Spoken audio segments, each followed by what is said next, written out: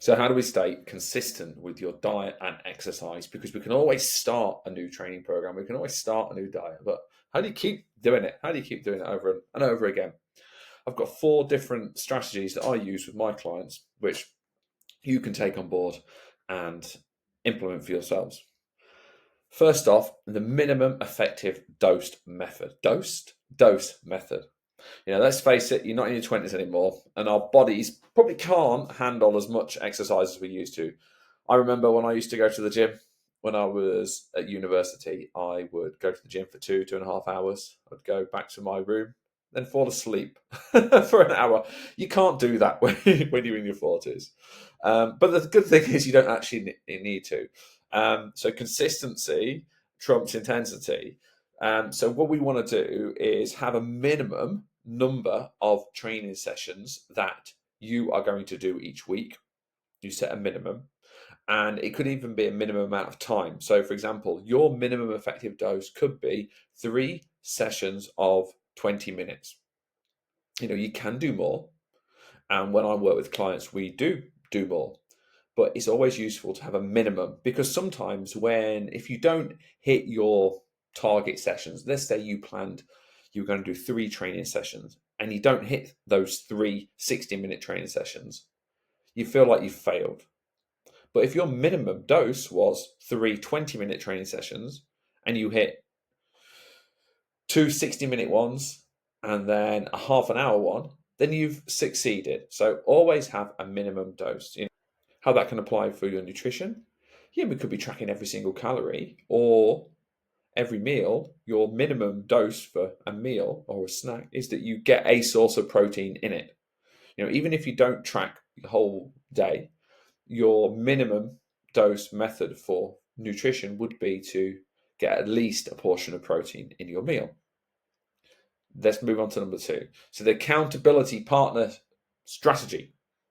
This is where I come in my coaching. I'm that person. But if you're not working with me, then it's easier to skip a workout, isn't it, when no one's watching? It's where the accountability comes in. So finding somebody who is like-minded, got a similar goal, whether it's your partner, whether it's your friend, needs to be a good influence, not a bad influence, somebody in your network who's on the same wavelength as you, that's going to help, because if they're going to turn up to the gym, there's a good chance that you are, as long as you aren't a bad influence on each other. Don't be the one that says, "Oh, no, I don't think I can be bothered today." Don't be that one. Don't be that one. Be the one where your partner says, "Oh, I don't think I can be bothered today." You're the one that says, "No, we're going. Let's do it." How that can apply to nutrition. Kids, you've got to set the example for your kids. They might not know it, but they're your accountability partner when it comes to food. Because if you're sat there eating crap, they're watching you. They're watching you. So don't. You use them as your accountability partner when it comes to the nutrition. Next up is time blocking. I do this. I have been training for 20 plus years, and I still have to have my training sessions plugged into my diary. If I don't, then people book in for coaching calls, online coaching calls. And if my diary gets filled up, by the time it gets towards the end of the day, I've got to cook the kids dinner, I've got to take them to dancing or football or whatever it might be. The day runs away from me. And I'm very switched on when it comes to my own training program. I will prioritize it above a lot of other things, but I still have to get it in your diary. So to remain consistent, you've got to treat your training and your food planning and taking the time to do your online shop or whatever shop it might be. You've got to take the time to get it in your diary and treat it like the really important appointment that it is, because it is important. So treat it like any other important appointment. Get it in your diary, because it's in your diary. You can always move it, but it's there. It's a reminder for you, so you know you're going to keep doing it. And I believe this flexible forgiveness approach is what probably the most important thing, which never really gets discussed.